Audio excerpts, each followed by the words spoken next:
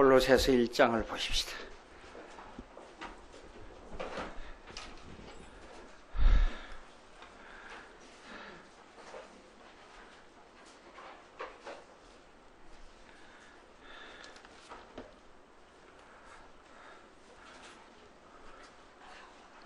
종교개혁 시대에 성경을 구약을 한 장 읽고 요약하고 신약을 한 장 읽고 요약하고 예배 시간에 그랬어요.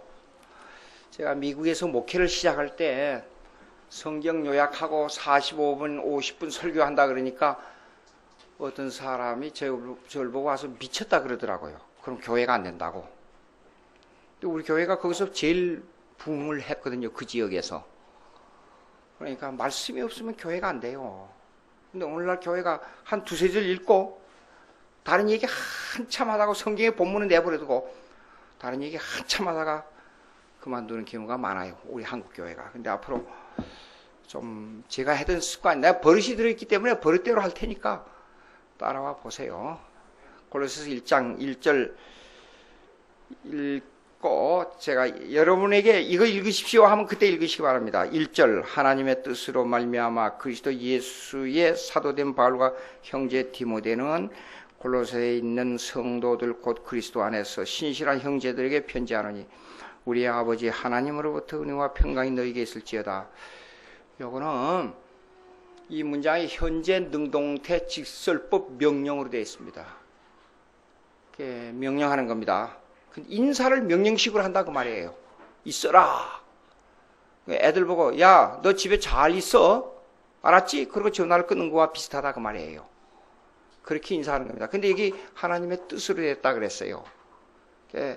사도 바울이 자기가 바울이 돼서 이 복음을 사도가 돼서 복음을 전한 것이 전혀 인간의 의지에서 일어난 게 아니라 반대로 말하자면 그런 뜻이에요. 그런데 그 신실한 형제들에게 편지하노니 우리 아버지 하나님으로부터 은혜와 평강이 너에게 있어라.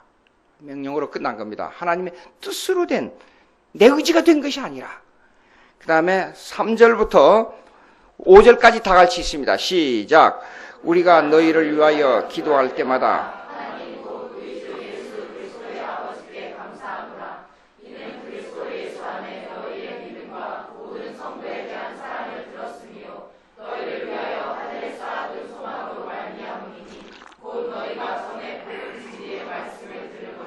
자, 여기 세 가지가 나옵니다. 믿음, 소망, 사랑이 나와요. 근데 고린도전서 13장에 믿음, 소망, 사랑 그 중에 제일은 사랑이라 그랬어요. 근데 여기에는 구체적인 내용이 납니다. 우리 기도할 때마다 하나님 앞에 감사하는 게 있어요. 감사하는 게 있는데 너희의 믿음과 그랬어요. 믿음은 우리 속에 있는 게 믿음이에요. 사랑은 타인에까지 영향을 미치는 의미예요. 그러니까 성도에 대한 사랑. 아하. 내가 믿음을 강하게 가지고 있어도 남에게 미치는 영향은 적다 그 말이에요. 그러나 사랑은 남에게 성도끼리 이루어지니까 사랑이 크다. 근데 소망은 뭐냐? 하늘에 올라가는 게 소망이에요. 우리가 이 땅 위에서 우리가 소망을 가지고 사는 이 땅 위의 것은 아주 적은 겁니다. 그러나 하늘의 것은 너무 큰 거예요. 근데 이것은 어디서부터 이 세 가지가 어디서부터 오느냐? 복음 진리의 말씀이에요. 복음이 뭐예요? 진리의 말씀이에요. 그냥 복음이 성경이고 성경이 복음이에요. 그것이 진리의 말씀이에요. 거기서부터 이 세 가지가 오는 거라 그 말이에요. 예? 그 다음에 제가 6절 읽습니다. 6절, 7절, 8절. 이 복음이 이미 너희에게 이르면 너희가 듣고 참으로 하나님의 은혜를 깨달은 날부터 너희 중에서와 같이 온 천하에서도 열매를 맺자란다. 이와 같이 우리와 함께 종된 사랑하는 에바브로에게 너희가 배웠나니 그는 너희를 위한 그리스도의 신실한 일꾼의 성령 안에서 너희 사랑을 우리에게 알린 자니라. 에바브로라는 사람이 누구냐면 사실상 바울의 제자이면서 동역자예요. 근데 이건 나중에 이제 에바브로에서 구체적인 설명을 하겠습니다. 그런데 여기에요 두 가지가 나옵니다. 첫째 은혜를 받은 날, 그 다음에 잘하는 도다가 나와요. 이 사실을 누가 전해줬느냐? 에바브라라고 하는 사람이 전해줬는데 여러분 처음에 예수 믿을 때 있죠. 구체적인 내용이 언제 어느 날 어느 시 내가 태어난 건 몰라요. 그러나 성장하면서 내 믿음이 어쨌다는 걸 알아요. 잘하는 도다 그랬어요. 그러니까 우리가 이거는요, 그걸 갖다가 처음에 예수 믿을 때를 칭이라 그래요. 근데 그거는 하나님의 사역이기 때문에 내가 몰라요. 그러나 잘하는 것은 내가 알아요. 그걸 성화라 그럽니다. 곧 나중에 설명할 테니까 넘어가고요. 9절 보겠습니다. 이로써 우리도 듣던 날부터 너희를 위하여 기도하기를 그치지 아니하고 구하노니 너희로 하여금 모든 신령한 지혜와 총명의 하나님의 뜻을 아는 것을 채우게 하시오. 자, 잘하는 게 뭐예요? 잘하는 게 뭐냐 그러면 신령한 지혜와 총명이라는 것은 뭐냐 그러면 이렇습니다. 원래 총명은 밝다 그런 말인데 이게 understand, 이해한다는 뜻이에요. 헬라 말을 분석하면 총명이라는 것은. 그러면 understand이라는 단어를 분석해보라고 영어로. 영어에는 복합 언어가 세계에서 가장 많은 언어가 영어예요. under 그러면 밑이란 말이에요. 아래. stand, 쓰다 그러니까 밑에 쓰는 거예요. 아래 쓰는 것. 겸손한 게 지혜의 근본이에요. 예. 그래서 총명이란 말은 사실상 밑에 있는 거예요. 밑에서 위를 바라보는 거예요. 그게 총명이에요. 지혜는 뭐냐면 지식하고 달라요. wisdom 하고 knowledge하고 아무리 많이 알아도 지혜가 없으면 사용할 수가 없어요. 지혜는 지식을 사용하는 능력을 지혜라 그래요. 그러면 믿음 생활은 사실상 지혜의 생활이지 지식의 생활이 아니에요. 그러니까 성경은 잠언을 보게 되면 지혜에 이르는 진리라는 말이에요. 잠언은. 예? 그러니까 우리가 잘하는 거예요. 신앙이 잘한다는 건 무슨 말이냐? 지혜가 잘하고 understanding, 밑에서부터 서서 위를 바라보는 총명이 잘하는 것이 이 신앙이 잘하는 거하고 결정적인 관계가 있는 거예요. 지금 그 얘기입니다. 그래 잘하는데 그 다음에 두 번째 보세요. 하시고 뜻을 아는 것으로 채우게 하시고 감당하게 범사에 기쁘게 하시고 열매를 하시면 하나님을 아는 것에 잘하게 하시고 하나님을 안다는 것은 이렇습니다. 기노스코 내가 안다는 말인데 내가 이명박 대통령 알아요. 한 두 번 만난 적이 있어요, 제가. 근데 악수를 해보니까 굉장히 친밀한 분이, 인격을 가진 사람이란 걸 알았어요, 제가요. 악수를 해보니까. 그런데, 그러면 이명박 대통령을 제가 세밀하게 아느냐? 그건 아니에요. 내 부모처럼 그렇게 아느냐? 그게 아니에요. 인격적 교제를 이룬 것이 아니라 한 3분 만난 걸로 끝났어요. 그러니까 그분을 인격적으로 교제했어요? 해본 적이 없어요. 그러니까 그건 아는 게 아니에요. 하나님을 아는 것은 삼일째 하나님이 나의 인격과 깊은 교제를 하는 거예요. 그거이 잘하는 거라고 말입니다. 여기서 가르치고 있는 것은.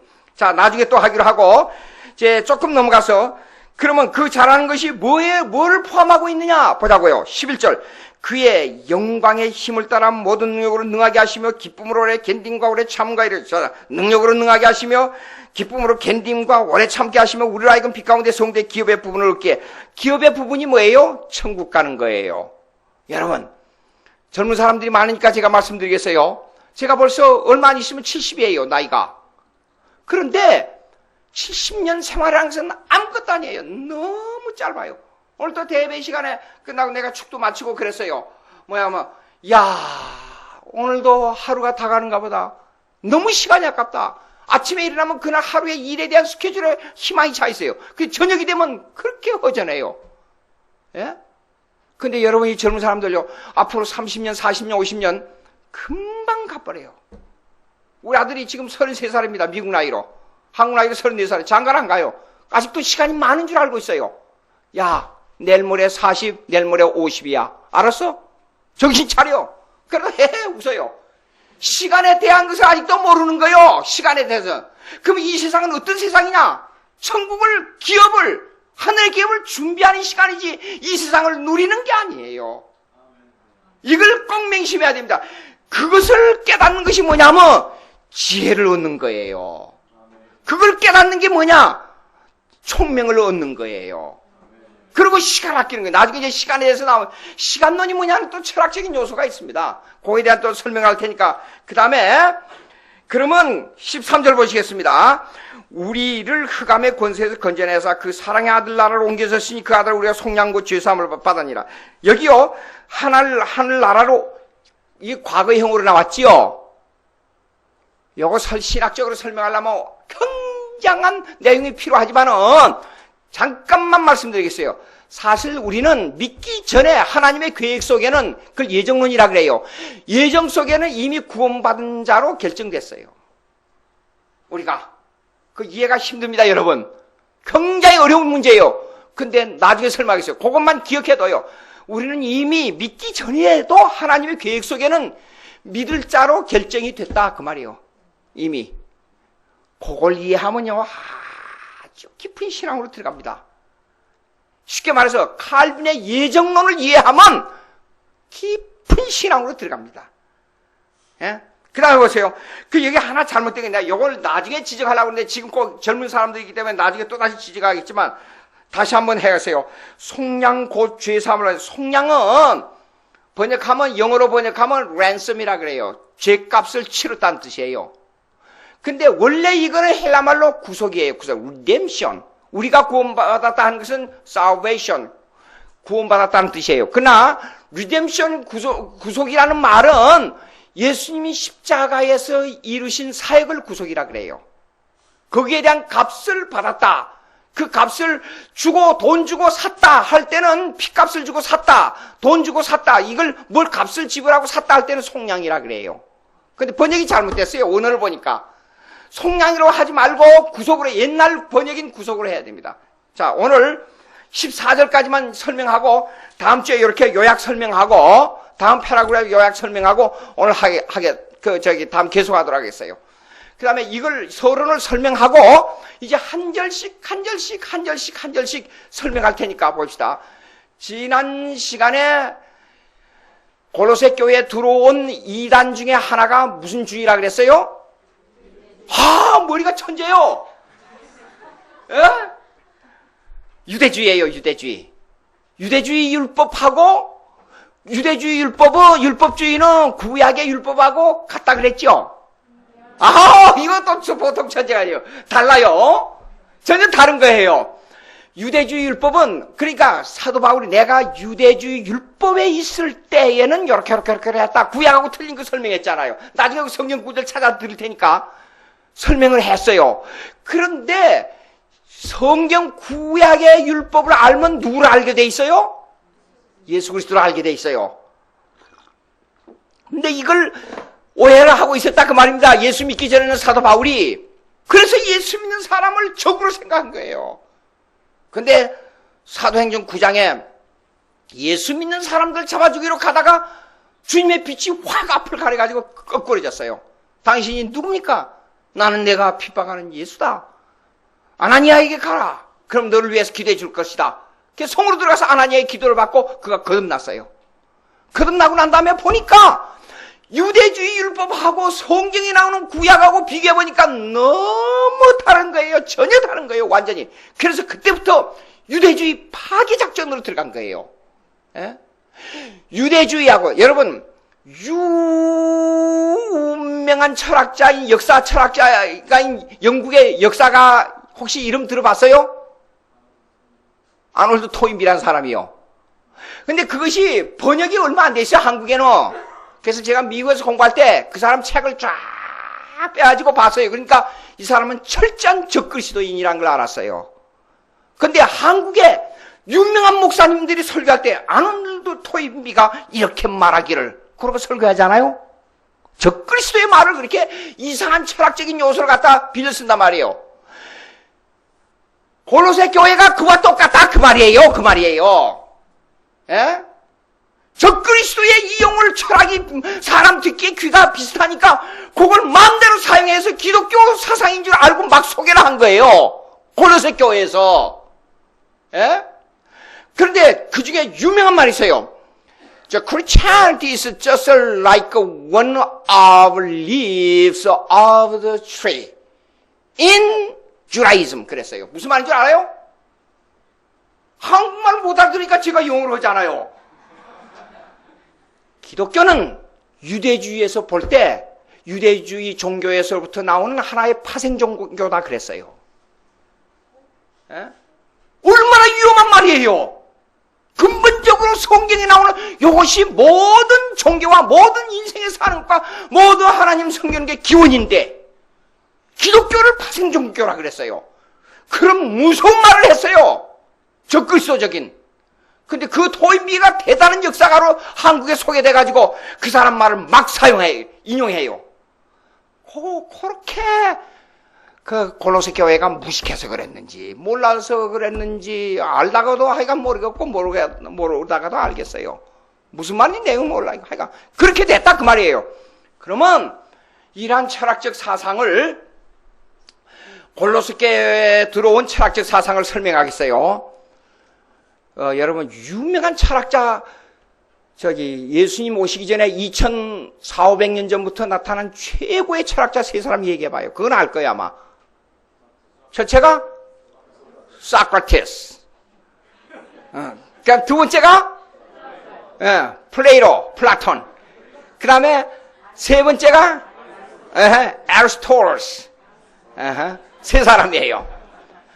자, 이걸 또 이 철학을 요약해서 설명하려면 보통 어려운 게 아닌데 신학 대학원 같으면 그냥 원어적으로 그냥 설명해 버리면 되겠는데 여기 평신도에게 이걸 설명한다는 건 보통 힘든 게 아니에요. 왜냐하면 골로새 교회에 그 사상들이 들어왔기 때문에 그래요. 근데 보통 교회에서는 그 사상이 들어온 내용을 설명을 안 하고 있는지 몰라서인지 나이가 모르겠어요. 근데 그 사상이 들어온 거 얘기하겠어요. 사크라테스는 인간 자체를 어떻게 규정하느냐가 철학이에요. 인간 자체를. 근데 아주 흥미로운 것은 그 속에 인간에게 영혼이 있다고 말했어요. 두 번째, 인간에게는 사랑이 있다고 그랬어요. 세 번째, 인간에게는 진리가 있다고 그랬어요. 인간의 자체 속에서 영혼과 사랑과 진리를 규정하려고 했었어요. 그렇기 때문에 인간 자체 속에 무엇인가 찾으려고 하는 진리와 사랑과 영혼을 찾으려고 했기 때문에 그 말, 유명한 말 있지요. 너 자신을 알라. 그래서 그 말이 나온 거예요. 예? 그러니까 너 자신을 알려고 하는 본질적인 요소가 뭐냐 하는 것을 모르고 너 자신을 알라만 우리가 들었단 말이에요. 과거에. 그렇죠? 그러나 왜 그 말이 나올 수밖에 없었느냐? 인간 자체 속에서 영혼 규정을 어떻게 하느냐? 인간 자체 속에 사랑이 있는데 이 사랑을 어떻게 규정하느냐?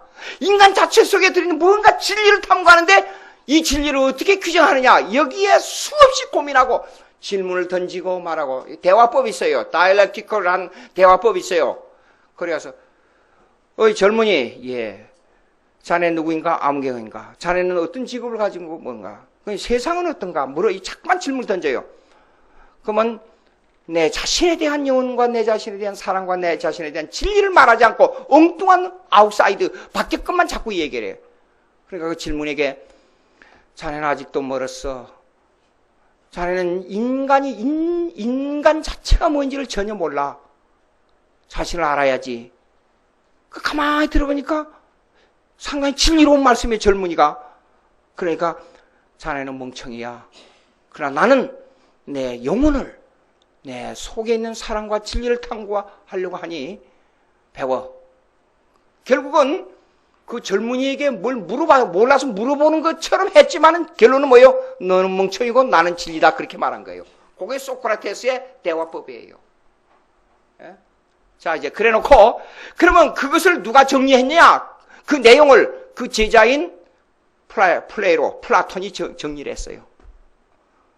플라톤이 가만히 인간 속에 있는 내용과 이 내용을 정리를 하다 보니까 영혼을 정리하고 진리와 사랑을 정리해 보니까 인간 자체에서만 찾을 수 있다는 것이 아니에요. 인간 자체에서 무엇인가 눈을 돌려가지고 밖을 이렇게 보니까 바람이 분단 말이에요. 그저 바람이 어디서 왔느냐? 왜 바람이 움직이느냐? 지금 과학적 원리에서 다 그것이 기압의 차이로 공기가 움직인다는 거 여러분 다 알고 있어요. 그렇죠? 그런데 달이 움직여요. 해가 움직여요. 나무가 내버려 뒀는데 나무가 혼자 자라고 있어요. 제가 어렸을 때 플라톤의 철학에 어려서 초등학교 다닐 때부터 플라톤의 철학이 제 속에 머릿속에 있었던 걸 지금 알아요. 왜 나무는 가만히 서 있는데 저렇게 자라고 흔들림 없이 아무리 바람이 불어도 흔들림 없이 성장하는가? 저 속에 무엇이 들어있는가? 그걸 캐내기 위해서 한 1년 동안 고민을 한 적이 있어요, 제가요. 사람은 움직여. 근데 왜 나무는 움직이지 않은가? 근데 전혀 말도 없고 생각도 없고 뜻도 없는 것 같은데 왜 달이 움직이고 해가 움직이는가? 이것 때문에 보통 고민을 많이 한 적이 없어요. 제가. 그것은 플라톤의 사상입니다. 그 내용이. 그래서 모든 만물 속에는 신비적인 요소가 들어있는데 그것을 갖다가 이데아라 그랬어요. 아이디어 영어로. 이데아론. 그러면 식물은 식물이 가지고 있는 신의 버금가는 힘을 가지고 있다. 그래서 The universe is power. 전 우주는 힘이다 그랬어요. 그 힘을 누가 조종하고 있느냐? 그 속에 들어있는 아이디어가 있다. 그럼 그 아이디어는 뭐냐? 신이다 그랬어요. 그래서 플라톤의 영혼과 진리를 탐구한 데서 우주 속의 영혼과 진리를 탐구하는 사상이 플라톤의 사상이에요. 이거 쉽게 이해가 되는지 모르겠어요. 대답이 없는 거 보니까 이해를 못하는 사람이 있는 것 같아요. 맞아요? 목사님이야 잘 이해해야 되죠. 이거 봐요. 안 그래요? 그때는 과학이 발달 안 됐으니까 달이 움직이니까 달을 움직이는 건 힘이 있다 이게요. 해가 움직이니까 해가 움직이는 힘이 있다 이게요. 그래서 전 우주 만물 속에 무엇인가 힘이 있는데 그 힘이 뭐냐? 신이 있다. 영혼이 있다 그 말이요. 근데 그 힘은 뭐냐? 아이디어다. 이데아로 이름을 그냥 이데아로 붙이고. 저는 김양주 어렸을 때 여러분요 어렸을 때 별 생각 다 하지. 왜 내 이름이 김양주가 되었는가? 그것이 신비로 왔어요. 그 나중에 우리 아버지가 지어줬다 그래요. 그래서 그러면 하필이면 향자 주자를 붙였는가? 왜 그걸 붙인 이유가 무엇이며 왜 아버지 머릿속에 그 생각, 그 글자가 들어가 있었는가? 그것이 의심스러웠어요. 왜 그렇게 들어갔냐고 말이요. 해결이 안 돼요. 그런 적이 있었어요. 자, 우주 속에 그런 것이 다 들어있는데 그걸 갖다가 오늘날에 신론의 철학적으로 말하자면 그걸 갖다가 자연신론 내지 범신론이라 그래요. pantheism or pantheism이라 그래요. 그걸 갖다가 자연신론 내지 범신론. 모든 만물 속에 각자의 신이 들어있다 그 말이에요. 그 제자가 또 나타났어요. 아리스토텔레스, 이건 뭐라 그래요? 아리스토텔레스? 네. 그 한국말로 빨리 하려니까 아리스토텔레스 맞죠? 네. 아리스토텔레스라고 하는 사람이 이제 그걸 가만히 연구해 보니까 그 이데아를 어떻게 분석하느냐 분석론에 들어간 거예요. 분석론. 분석론이 뭐냐 그러면 그걸 합리적 방법으로 분석하자 이게요. 그 합리적 방법으로 분석한 것이 오늘날 천문학 과학이 된 거예요. 예?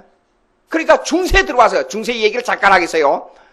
중세 들어오기 전에 초대교회에 니오플라토니즘이라는 게 있어요. 니오플라토니즘. 초대교회에 나타난 거예요. 니오플라토니즘은 뭐냐면 플라톤의 이데아 사상을 신비주의하고 합해가지고 만든 걸 갖다가 니오플라토니즘이라 해요. 신플라톤주의라 그래요. 신플라톤주의. 그럼 보자고요. 왜 신플라톤주의를 해서 신비주의하고 합했냐? 그러면 보세요. 우주에 움직이는 것을 이데아라고 하는 생각을 가지고 플라톤이 생각했다면 그 제자인 아리스토텔레스는 그걸 합리적 방법으로 과학적 방법으로 연구하려고 그랬단 말이에요. 그러나 과학이 발달되지 않았기 때문에 어떤 생각이 가느냐? 달이 혼자 움직이고 해가 혼자 움직이는 것 보니까 저기에 신비적인 요소가 들어있다 그렇게 하는 거예요. 옛날에 예수 안 믿는 사람들이 달을 보고 절을 했잖아요. 예? 저 속에 하나님이 있다 그러면서 똑같은 생각이에요. 그건 네오플라토니즘이에요. 그러나 합리적인 방법으로 연구하는 것은 아리스토텔레즘이에요. 그러니까 아리스토텔레스의 이후에 수많은 철학자들이 나왔습니다. 그 다음에 그 수학에 나오는 멜케데스의 원리 뭐요? 예, 질량 보존의 법칙, 또 뭐요? 이제 아주 오래돼서 이러네.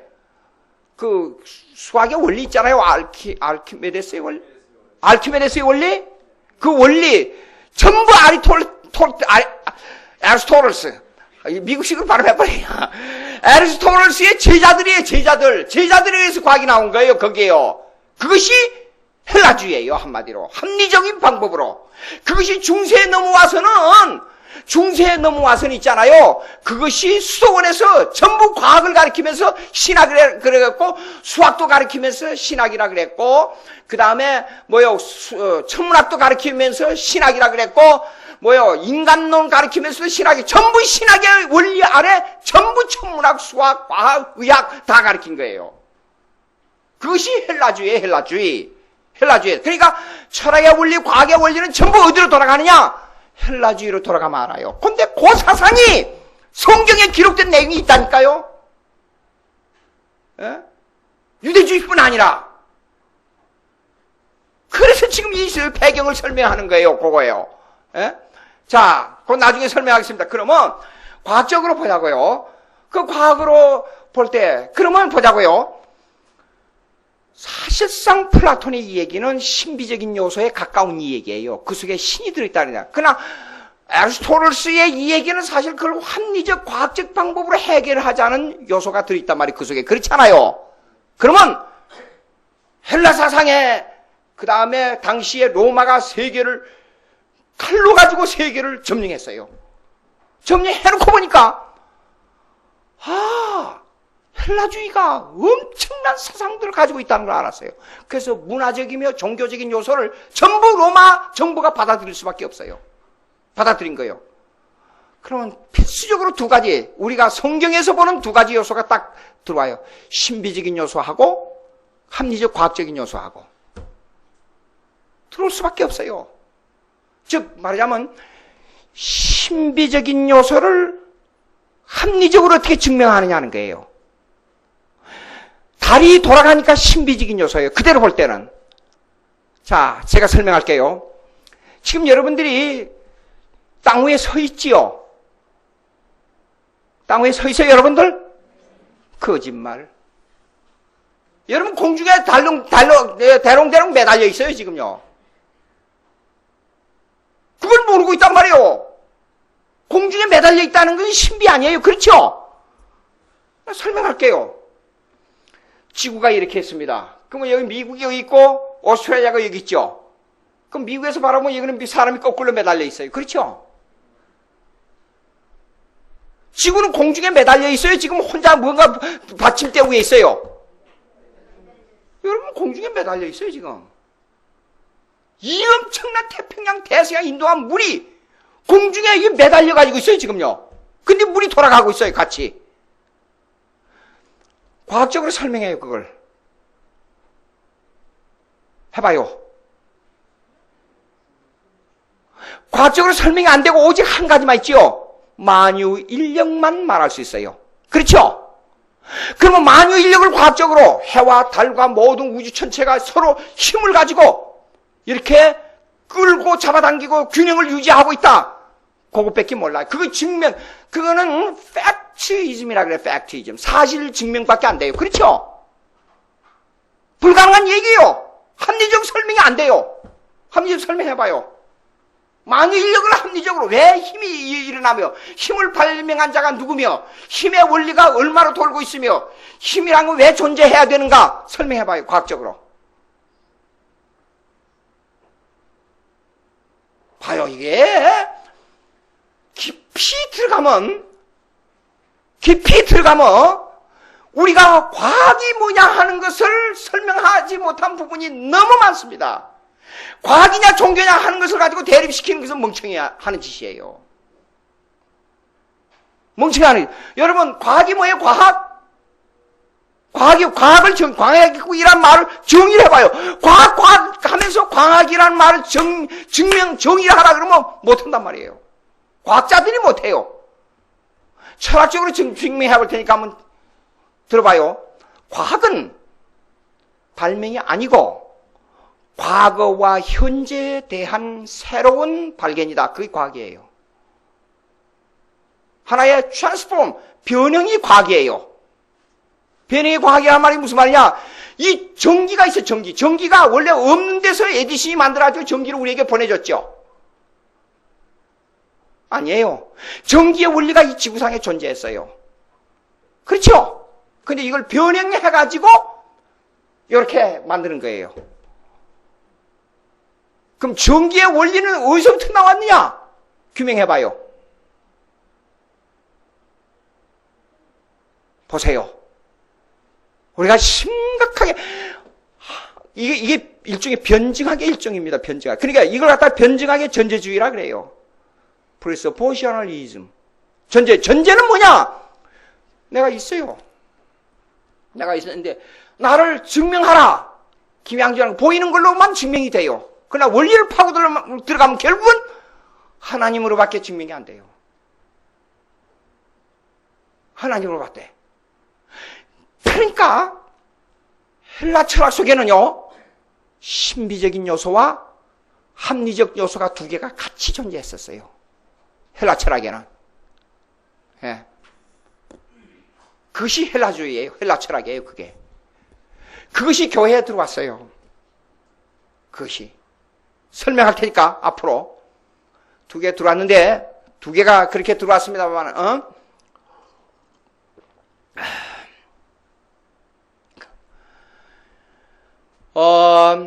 초대교회 이런 게 있었어요. 잠깐 지나면서 내가 다음에 또 사실 설명하겠습니다. 영지주의라는 게 있어요. 영지주의. 교회 안에 들어간 게. 신비적인 요소와 합리적인 요소를 같이 가지고 초대교회에 들어와서 이단으로 들어왔어요. 헬라주의 철학에서. 근데 그 사람들이 결정적인 요소가 뭐냐 그러면 이것입니다. 기노스코. 그러면 내가 안다는 뜻이에요. 그러면 나스틱. 그러면 그노시스. 그러면 지식이라는 뜻이에요. 헬라 말로 그노시스. 지식. 그러면 종교적 지식주의라 그래요. 그런데 예수님은 육체로 올 수가 없다. 신비적으로만 존재한다. 잘 들어보세요. 재밌어요. 예수님은 신비적으로만 존재해요. 신비적인 요소가 들었죠. 눈에 보이고 만질 수 있는 하나님이라는 신비적인 요소가 인간 세계에 들어올 수 없다. 그런데 지식주의예요. 이상하죠? 이해가 안 됩니다. 그런데 뭐냐면 종교는, 영생은 지식으로부터, 잠깐만 적어 있는 걸 여러분 적으실래요? 세 가지 적어보세요. 영지주의는 뭐냐면 두얼리즘이라 그래. 두얼리즘 자체가 이원론주의입니다. 이원론주의가 뭐냐? 하나님의 세계는 아주 거룩하고 세상은 악하다. 뭐예요? 하나님의 세계는 아주 거룩하고 세상은 악하다. 영지주의예요. 두 번째로 도케티즘은 영어로는 노세티즘이라 그래요. 가현설이라 그래요. 가현설 우리 말로. 이 말은 신비로운 하나님께서 예수님이 육체를 입고 인간 세계에 보이는 하나님으로 올 수가 없다. 그걸 갖다가 가현설, 도세티즘이라 그래요. 없다. 그 다음에 세 번째가 철저한 반유대주의입니다. 그럴 수밖에 없죠. 헬라주의하고 유대주의하고는 극과 극이니까.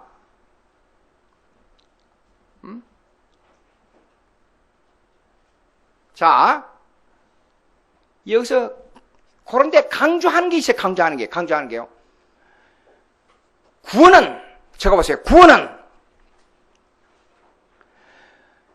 지식을 통해 물질로부터 벗어나야 된다. 그렇게 말해요. 지식을 통해 물질로부터 벗어나야 구원을 얻는다. 이렇게 말해요. 지식을 통해 물질로부터 벗어나야 구원을 얻는다. 우리는 누구를 믿음으로? 예수를 믿음으로 구원 얻어요. 그러니까 지식을 강조하니까 지식주의고 합리주의고 논리주의인 것 같지만은 예수님의 신성이 육체를 입고 올 수 없다 그러고 신성만 따로 존재한다니까 신비주의예요. 이상하죠, 여러분? 이해가 안 되는 게 있죠? 신비주의를 강조하면서 지식주의를 강조한단 말이에요. 이게 헬라주의의 혼돈을 가져오는 겁니다, 우리에게. 예? 이것이 있어요, 이것이. 이렇습니다. 그래서 이런 사상이 들어왔는데 이걸 어떻게 해결을 하느냐? 요 문제들을 앞으로 오늘 요약만 이렇게 했습니다. 다루도록 할 테니까 이제 자 1절 읽으면서 이제 봅시다. 골로새 교회에 이단이 들어왔다 그랬죠. 두 가지, 유대주의와 헬라주의. 그러면 여러분 이렇습니다. 어떻게 해야 이걸 막을 수 있죠? 어떻게 해야 막을 수 있어요? 우리가 무장을 해야 될 게 뭐예요?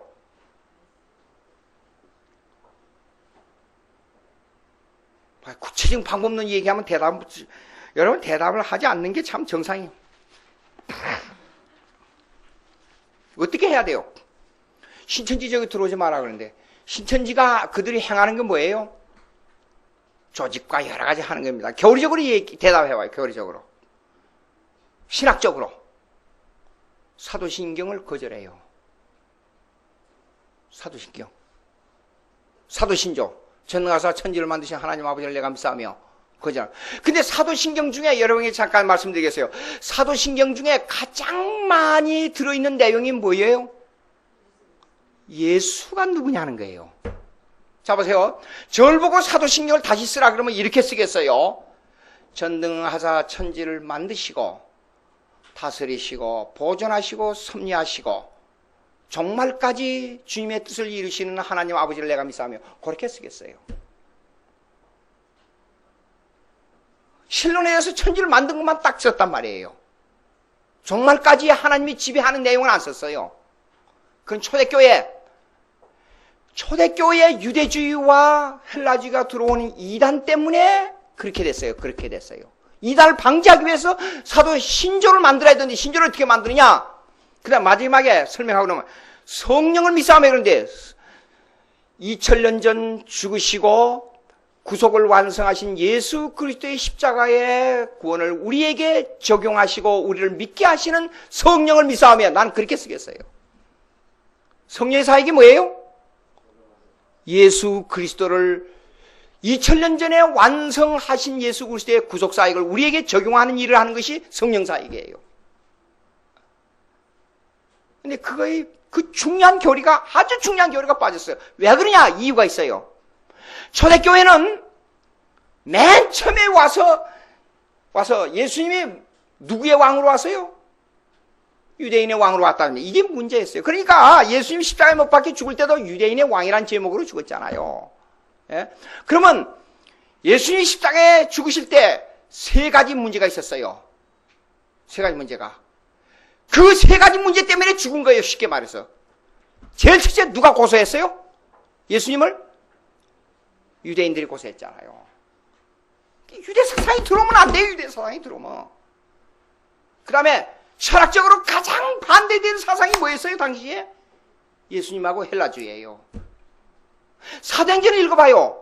한마디로 사도들은 어떻게 하면 유대주의와 싸우냐, 어떻게 하면 헬라주의와 싸우냐가 결정적인 요소였어요. 그것이 오늘날의 한국에서 말하자면 불교와 토속종교와 유교와 어떻게 싸우느냐 그거예요. 한마디로. 예? 그러니까 예수님 와서 묻는 게 뭐예요? 내가 복이 있도다 한 것은 한 구절밖에 없어요. 성경에. 베드로에게 너는 나를 누구로 하느냐? 저는 그리스도시요 살아계신 하나님의 아들입니다. 내가 복이 있도다. 천국의 열쇠를 주니까 너 천국의 열쇠 이거 내가 열면 닫을 사람이 없고 닫으면 열 사람이 없어. 내가 이 반석 위에다가 이 믿음의 반석, 이 믿음이 열쇠입니다. 반석 위에다가 교회를 세울 테니까. 엄청난 말씀을 하신 거예요. 예수님이요. 그 복이 있도다 그거밖에 없어요. 아무리 찾아봐도. 그러면 초대교회 이슈가 누구냐? 뭔 줄 알아요? 예수가 누구냐예요. 예수가 누구냐를 정확하게 아는 것이 제일 첫째 이단을 방지하는 거예요. 그러니까 골로새 교회에서 이 기독론을 탄생부터 예수님의 재림까지를 세밀하게 기록한 것이 사도신경이에요. 자 보세요. 여러분 묻습니다. 이 서론적인 얘기가 많아서 안 됐습니다만 하나님이 천지를 만드시고 온 세계를 지배하시고 하나님의 능력 가운데 계시고 나를 이렇게 이끌어 주시고 그걸 다 믿으면 자연히 예수를 믿게 되죠. 제 질문에는 항상 함정이 있어요. 대답해봐요. 좀 아리송하죠? 그런 것 같기도 하고 안 그런 것 같기도 하고. 하나님을 다 알고 예수를 믿어요? 아니에요. 전혀 아닙니다. 자, 예수님께서 이 말씀을 했어요. 너희가 나로 말미암지 않고는 아버지께로 올 자가 없다 그랬죠. 하나님 아버지를 아는 길은 하나님을 아버지로 섬기게 되는 것은 먼저 예수 그리스도를 받아들여야 돼요. 잘 들어요. 그러니까 신앙 고백은 맨 처음에 어디서부터 시작돼야 되느냐? 예수 그리스도가 누구냐부터 시작돼야 돼요. 근데 그걸 알게 하고 역사하시는 이는 누구예요? 우리 속에? 성령이에요. 성령. 근데 성령은 야, 지금 성령이 임하게 온다. 그러고 말씀해주고 성령이 내 속에서, 내 심령 속에서 역사하십니까? 아니에요. 그래서 성령 사역의 교리는 mystical union, 신비적 사역이라 그래요. 신비적 결합. 요한복음 3장 6절 이하에 보면 바람이 임으로 불며 어디서 왔다 어디서 가는지 알지 못하나니 성령으로 난 사람은 이러하니라 그랬어요. 그러니까 교회는 가고 싶어 미치겠는데 예수 얘기만 나오면 아무 이유 없어요. 그게 좋아요. 어떤 때는 막 눈물이 나오고. 여러분 믿어봐서 다 알아요. 여러분 그렇죠? 예수의 교회 가면 그냥 그 교인들을 보고 싶고 나도 몰라요. 교회 가면 그냥 기도하면 내 자신도 모르게 눈물이 나오고 왜 그런 줄 알아요? 나는 몰라요. 근데 성령이 역사해서 그래요. 전혀 성령의 사역이에요. 예. 성령 역사하면 예수를 알게 해줘요. 그래서 맨 처음에 이제 한 몇 년 전에 쫙 전철을 타고 오는데 젊은 아주 잘생긴 남자 하나 탁 나타나더니 여러분 제가 연세대학교를 다닙니다. 근데 연세대학교를 다니다가 무슨 일이 있어서 제가 예수를 알게 됐습니다. 전도를 쫙 하더니 뭐라냐면 하나님이 세상을 만드시고 다스리시고 보존하시며 역사하는 하나님 그리고 예수 믿으시기 바랍니다. 그래서 하하 참 똑똑하고 좋다. 그래서 지갑에서 10,000원짜리를 딱 꺼내가지고 학생이 이리 오라고 왔어요. 그래서 학생 수고 많은데 참 내가 큰 돈은 못 주지만 정신값이라도 하나 해줘야 돼. 10,000원짜리 주니까 아이고 감사합니다. 근데 전도 방법이 틀렸어. 내가 그랬어요. 그거 왜 그러십니까? 먼저 예수를 알고 내가 죄인인 것을 먼저 가르쳐줘야 하나님을 알게 돼. 그거 어떻게 합니까? 하나님이 세상을 만들고 어쩌고저쩌고 그건 문제 알고. 여러분 예수가 누굽니까? 여러분 내 자신이 누굽니까? 나는 죄인입니다. 죽을 수밖에 없습니다. 안 죽는 사람 한번 들어보세요. 여기서 손 들어보세요. 없습니다. 근데 이 죽음을 해결하는 방법이 있습니다. 그것이 바로 예수 믿는 겁니다. 그렇게 예수를 나의 위치와 예수의 위치를 먼저 설명해 줘야 돼. 가만히 듣더니 알겠습니다. 그런 경험이 있어요. 제가요. 그래서 이단을 방지하는 방법이 뭐냐? 철저하게 예수가 누구냐를 정확하게 알아야 돼요. 근데 말은 쉽지요? 여러분 쉽지 않습니다. 간단하지 않습니다. 예수가 누구냐? 이 속에는 엄청난 신비가 들었습니다. 삼일체는 신비적인 요소입니다. 신비적 교리예요. 그렇기 때문에 여러분들이 이론적으로 합리적으로 아리스토텔레스의 입장에서 설명하면 여러분들이 이해가 다 안 돼요. 예수님에 대해서, 삼일체에 대해서 예수님이 생각을 해봐요. 완전한 하나님이고 완전한 인간이라 이해가 돼요? 한 인격 속에 완전히 100% 똑같은 하나님의 인격이 존재하고 본질이 존재하고 인격이라 그러면 안 돼요. 본질이 존재하고 철저한 인간과 똑같은 본질이 한 인격 속에 존재한다. 이해가 돼요? 안 돼요? 그래서 예수님의 인격에 대해서 3세기, 4세기, 5세기 니케아 회의부터 종교회의, 세계 종교회의가 200년, 300년 동안 열렸는데 결론이 안 나오고 결국에 300년 400년이나 엄청난 세월을 지내고 나서 그걸 결론 지었어요. 근데 합리적으로 논리적으로 결론이 안 나왔어요. 그래도 부정적인 요소 방법에서는 어떻나, 긍정적인 요소 방법에서 어떠냐, 그것만 나왔어요. 예수님이 누구냐에 대해서 이렇게 복잡하고 힘들고 어렵습니다. 근데 한 가지 있어요. 확실한 게 한 가지 있어요. 확실한 게 누구냐? 주는 그리스도시요 살아계신 하나님의 아들입니다. 오직 그 예수만 나의 죄를 대신해서 죽으시고 나를 구원하실 구세주는 오직 예수님뿐입니다. 그 신앙 고백은 정확한 겁니다. 그거는 내가 합리적 이론으로 말로 따져가지고 내가 이해되는 게 아니에요. 그걸 이해하게 할 때, 그걸 배울 때에 성령이 내 속에서 역사해서 이해하게 만들고 예수 그리스도를 구세주로 받아들이게 만듭니다. 그래서 예수님이 베드로에게 바요나 시몬아 내가 복이 있도다. 이를 알게 하니는 이는 내 육신이 아니야. 하나님이 이걸 알게 했어. 그렇게 대답한 거예요. 그렇게 대답한 거예요. 예? 그래서 별 얘기가 다 나와요. 그걸 갖다 세력론적 독재론 또는 양태론이라 그러는데, 예수님이 육신으로 나타날 때는 이런 모양으로 나타났다가 신성으로 나타날 때는 이런 모양으로 나타나 변화 과정을 얘기하는 거예요. 근데 그것도 틀려요. 안 돼요. 물이 삼위체를 설명할 때 물이 얼음으로 됐다가 수증기로 됐다가 물로 됐다가 그것도 안 돼요. 질적 변화가 오니까 예수님은 삼위체 하나님은 하나님의 본질과 인간의 본질이 이렇게 요 행편에 따라서 이렇게 변하고 요 행편에 따라서 저렇게 변하고 그렇게 되는 게 아니에요. 그래서 예수를 정확하게 설명하기 위해서 부진내를 써서 여기서요. 골로새서요. 중요한 거 몇 가지만 제가 예수가 누구냐? 첫째 하나님의 형상이에요. 두 번째가 창조주예요. 예수님이. 그 다음에 삼일체 하나님으로서 창세 전에 계셨어요. 세 번째. 네 번째, 교회의 머리라 그랬어요, 예수님은. 또, 예수님이 부활의 앞선 자라 그랬어요, 부활. 그 다음에 신성과 인간의 육을 함께 가진 분이라 그랬어요. 설명했어요. 그 다음에 예수님은 모든 만물과 죄인과 하나님과의 관계를 화목케 하는 자, 화목자라 그랬어요. 이런 여러 가지 이름들이 수없이 나와요. 자, 적는 것 보니까 다시 얘기해야 되겠네요. 하나님의 형상입니다, 첫째. 두 번째, 창조주라 그랬어요. 세 번째, 창세전에 존재한 자 그랬어요.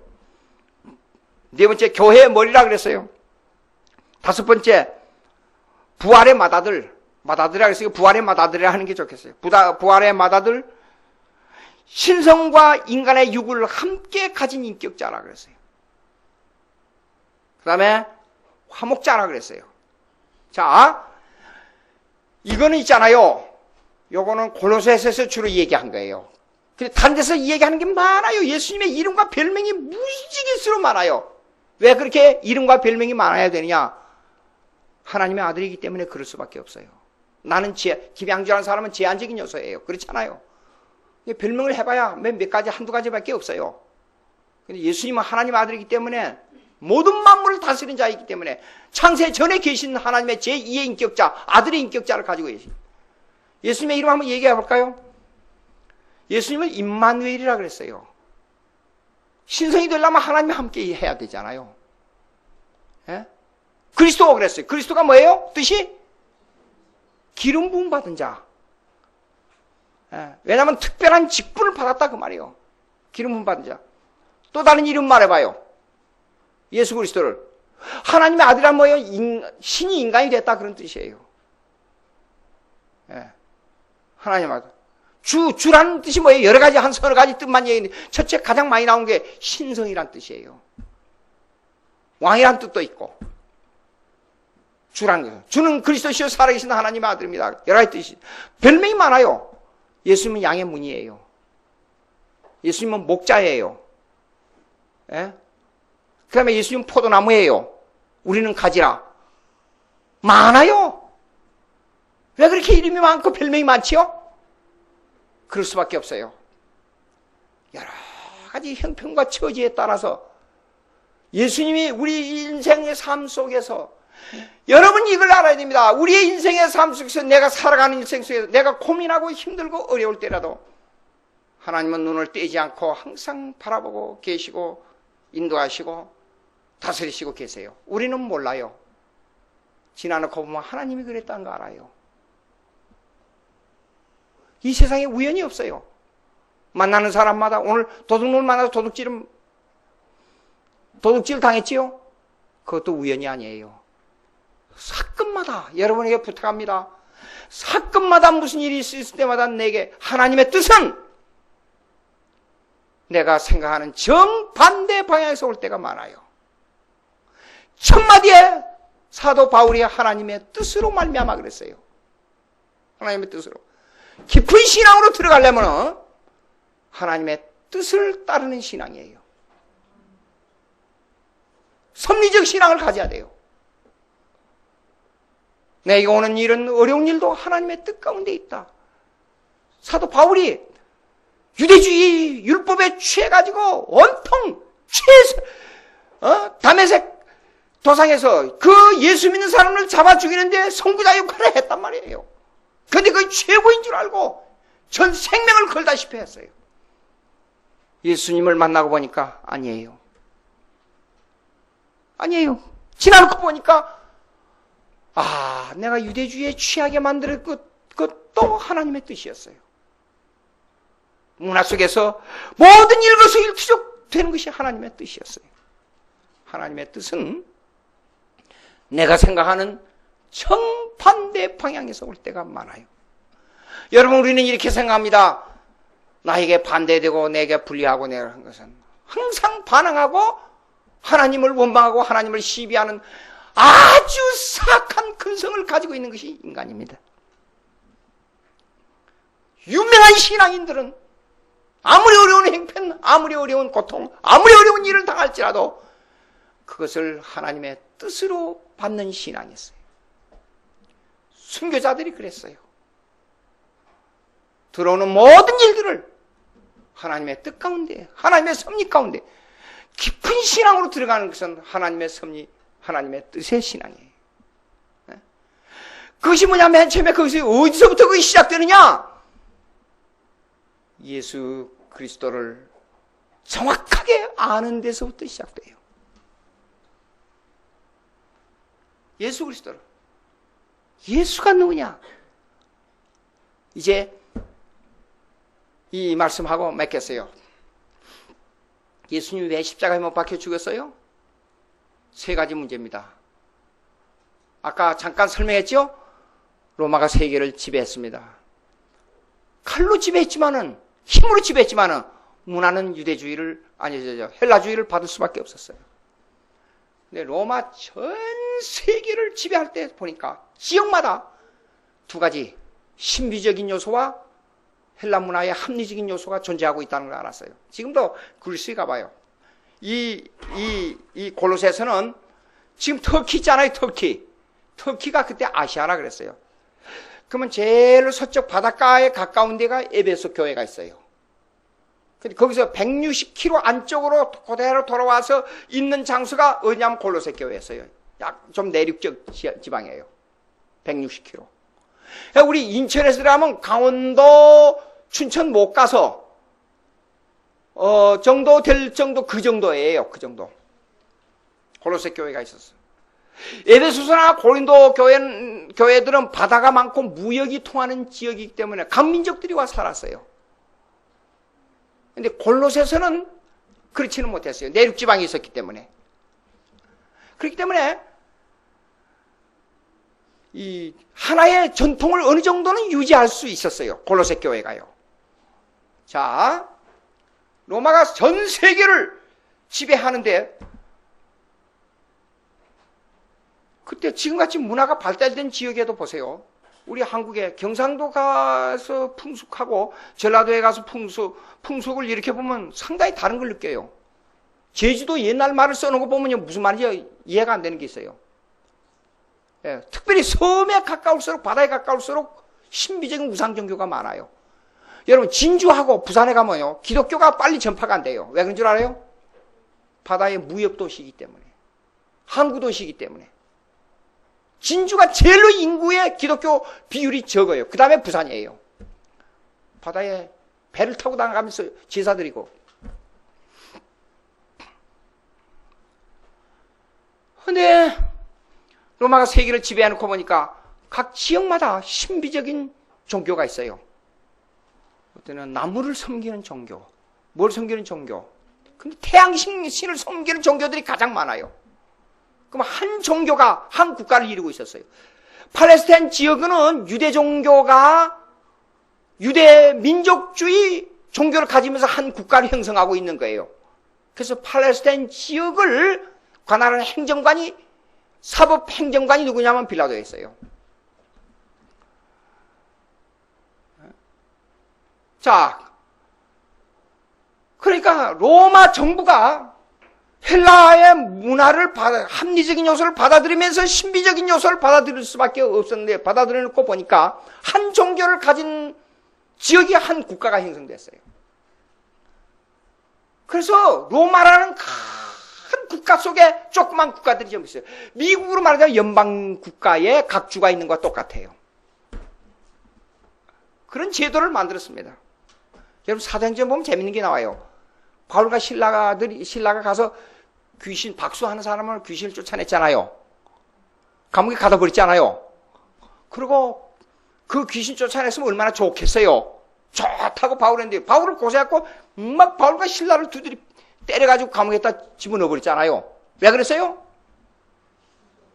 로마 정부는 각 지역에 있는 모든 신을 합법적으로, 우상 섬기는 신을 합법적으로 인정했어요. 그러면 이 사람이 뭘 해가지고 직업이 뭐냐면 박수 무당 해가지고 먹고 사는 직업이에요. 근데 귀신을 쫓아내버리니까 이걸 못해요. 그래서 직업 방해죄로 갖다 집어넣은 거예요.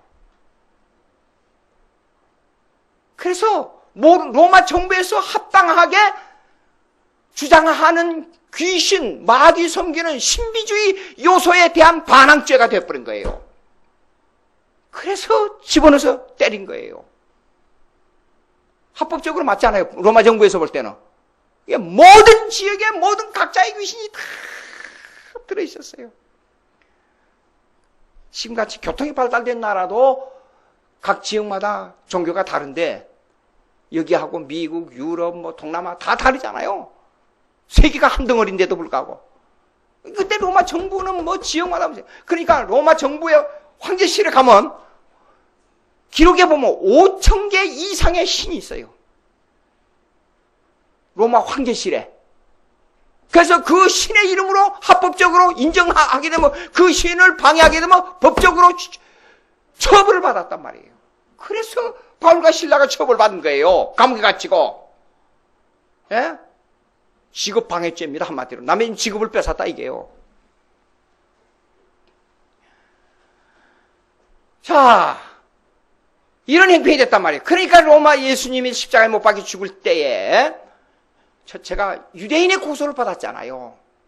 민족주의에서 구약의 민족적으로, 구약의 율법이 아닌 유대주의 율법에 의해서 볼 때는 이 사람이 죄인이라 그래서 지역의 유대주의 종교적 관념은 장로회에서는 사형권이 없어요. 그래서 유대인들이 읽어봐야 하면 참 예수님을 십자가에 못 박혀 죽이기 위해서 엄청나게 대중을 동원해서 데모를 했잖아요. 십자가에 못 박혔어. 바라바를, 그 다음에 바라바 맞죠? 예수님하고 같이 두 사람이라고 누구를 살려주겠냐 할 때 예수를 십자가에 못 박으셔 유대인들이 데모했잖아요. 근데 너무 데모가 심하니까 빌라도가 하는 수 없이, 사실 예수를 보니까 가만히 보니까 너무 순하고 이게 비범한 사람이 인간적으로 볼 때, 그러니까 살려주려고 했었어요. 근데 로마법에는 이런 게 있어요. 기록에 보면 사형권의 재판을 자기가 했다 할지라도 결정을 내린 사람은 그 사람을 사형을 언도한 사람으로 규정하게 돼 있어요. 그러니까 자기는 손씻고 내버려서 그냥 유대인들에게 내버려줬지만은 실제 빌라도가 사형권을 언도한 법으로 규정된 겁니다. 그게 로마법이에요. 그래서 우리가 빌라도에게 고난을 받아서 그렇게 된 거예요. 두 번째가 뭐냐면 로마 정부는 세계를 지배해놓고 봤지만은 유대인들은 죽었으면 죽었지 자기들의 민족 종교를 양보를 안 해요. 무서운 사람들입니다. 그러니까 주 70년, 나중에 이거 마태복음 24장 설명 또 하겠어요. 조금만 더 하겠습니다. 예수님이 예루살렘을 내려다보고 울면서 기도했잖아요. 앞으로 70년 후에 예루살렘이 멸망할 것을 알고 내가 너희를 달기 병아리 품으려고 한 적이 몇 번이었더라. 그러나 너희 선지자를 돌로 치는 자들이요. 그리고 울면서 예루살렘을 내려다보고 정말로 애통한 기도를 드렸습니다. 예수님. 왜 그런 줄 알아요? 70년 후에 예루살렘 멸망할 것을 봐요. 성전 위에 돌 하나도 성전이 안 놓을 거이라 그랬잖아요. 그 예언이 그대로 이루어진 이 얘기가 뭐냐면 티토 장군이 예루살렘을 쫙 감쌌어요. 예루살렘하고 전쟁이 벌어졌어요. 유대인하고. 근데 그걸 2중 3중으로 쏴가지고 다 포위하고 있었어요. 언젠가는 양식이 떨어져서 죽을 것이다. 그래가지고 양식이 떨어져서 이제는 완전히 기진맥진할 때 쳐들어가자. 그럴 때 뭐가 정보가 들어왔냐면 모든 보물과 비밀 서류를 성전 밑에 땅을 파고 거기다 넣어놨다. 그걸 정보를 받았어요. 들어가게 되면 그때 당시에 예수님이 예언할 때 아이벤자와 어린애와 노인들이 더 피해를 당할 것이라 그랬잖아요. 겉옷을 가지고 위에 올라가지 말아라. 들에 있는 자는 겉옷을 가지고 집 안에 들어가지 말아라. 그 예언이 있었잖아요. 근데 애가 죽으면 그걸 삶아 먹는다는 정보가 들어왔어요. 티투 장군이 딱 이때다. 쳐들어가자. 와 쳐들어가지고 그때는 어느 누구 살리지 말고 닥치는 대로 찔러 죽여라. 어린애가 이 사람이 몸이 무거우니 도망 못 가니까 전부 찔러 죽은 거예요. 그래서 그 예언이 어린애들 노인들 도망 못 가잖아요. 몸이 빠르지 않으니까. 그래서 전부 찔러 죽은 거예요. 몇몇만 남아가지고 마사다라 하는 데로 도망갔어요. 근데 거기가 이 절벽이 75도나 돼요. 지금 같은 포로 때려 뿌리면 되지만 위에서 돌을 굴리면 아무리 군사들이 칼을 가지고 올라와도 못 올라오는 거예요. 그래서 빗물을 받아면서 농사지면서 사는 거예요. 조세푸스라고 하는 유명한 사람이 있었어요. 역사가 유대인인데 돌에다가 종이를 말아가지고 밑에다가 던졌어요. 우리를 살려주면 당신들에게 복종하겠어. 그 대신 기록에 역사를 쓰게 만들어주세요. 그 역사가 좋다. 합의가 이루어졌어. 그래서 살려준 거예요. 그래서 조세푸스의 당시 초대교회의 역사가 엄청난 자료로 남은 거예요. 지금도 제가 가끔 읽어봐요.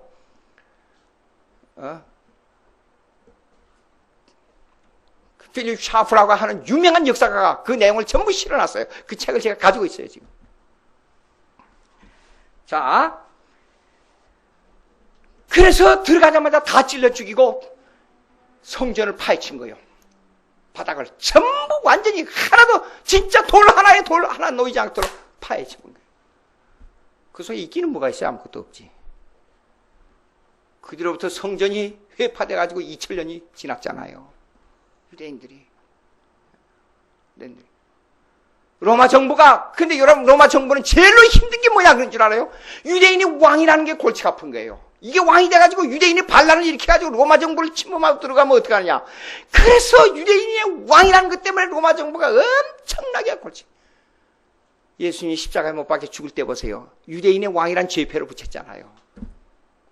로마 정부 앞에서 거침돌이 된다, 이게요. 근데 배후에 일어난 사상을 쫙 보면 헬라주의가 문제예요. 헬라주의가. 철학적 논쟁. 특별히 철학적 논쟁에 제일 선두에 섰던 사람이 누구냐 그러면 사도 바울이었어요.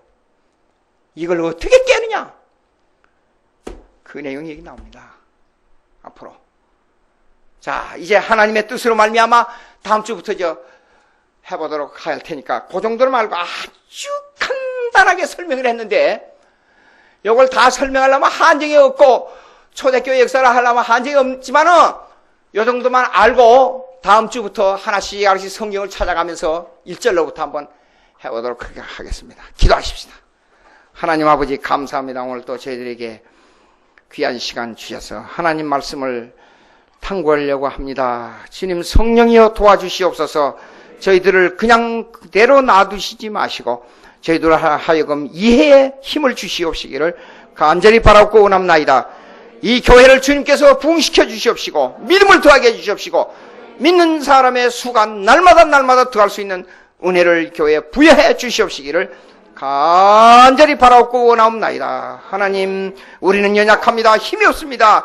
지혜가 부족합니다. 여러 가지 능력에 세상 끌로 말미암아 하나님의 원하는 능력이 소멸당하고 있습니다. 도와주시옵소서. 힘을 주시고 능력을 주셔서 하나님의 말씀과 하나님의 성령과 하나님의 뜻에 따라서 우리가 삶을 살아가는 저희들 될 수 있도록 역사해 주시옵소서. 예수님의 이름으로 기도하옵나이다. 아멘.